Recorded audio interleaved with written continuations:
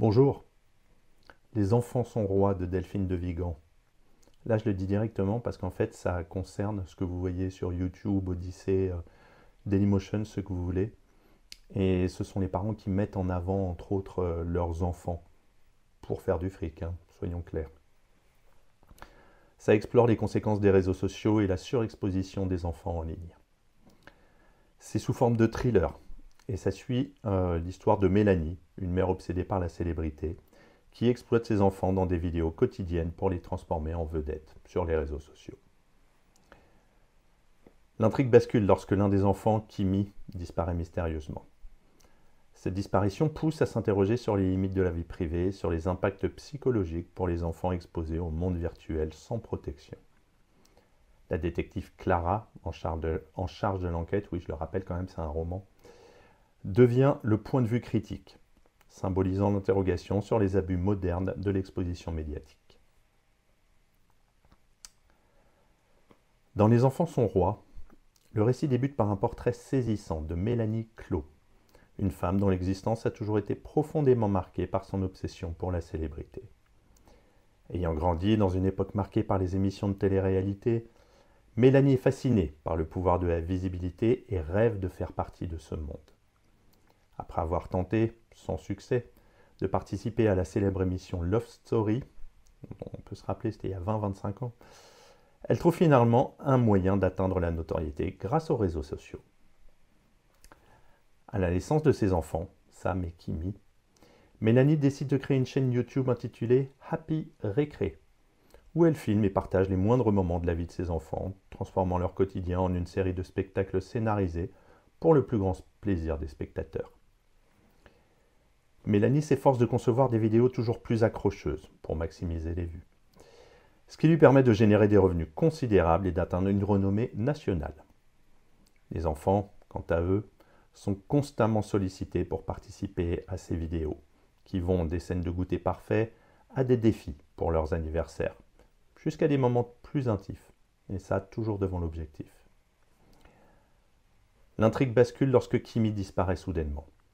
Cet événement choquant interrompt brutalement l'univers bien huilé de Mélanie, qui découvre alors les limites de la notoriété et les conséquences inattendues de cette surexposition de ses enfants. La disparition de Kimi met en branle une enquête complexe menée par Clara Roussel, une policière aux méthodes rigoureuses et peu influencée par le phénomène des réseaux sociaux. À travers Clara, Delphine de Vigan met en lumière les aspects sombres et dérangeants de l'exploitation des enfants dans le monde virtuel, et évidemment les répercussions psychologiques que cette pratique peut engendrer. Alors que l'enquête avance, la face cachée de la chaîne Happy Récré se dévoile.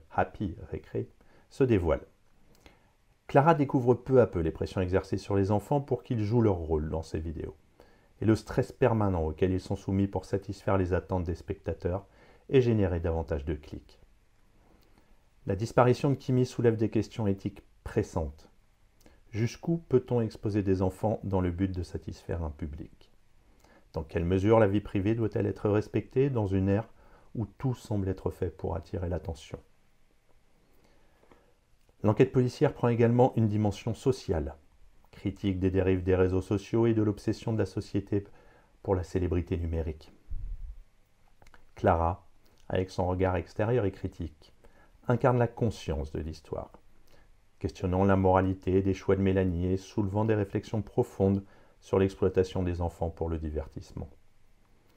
Elle découvre également la vulnérabilité des enfants stars et les dangers auxquels ils sont exposés, que ce soit en termes de sécurité physique ou d'équilibre psychologique. Au-delà de l'intrigue policière, Les enfants sont rois se penchent sur des thèmes comme la parentalité, les responsabilités des adultes dans l'éducation et la protection de leurs enfants, et les conséquences de l'obsession de la visibilité sur les réseaux sociaux.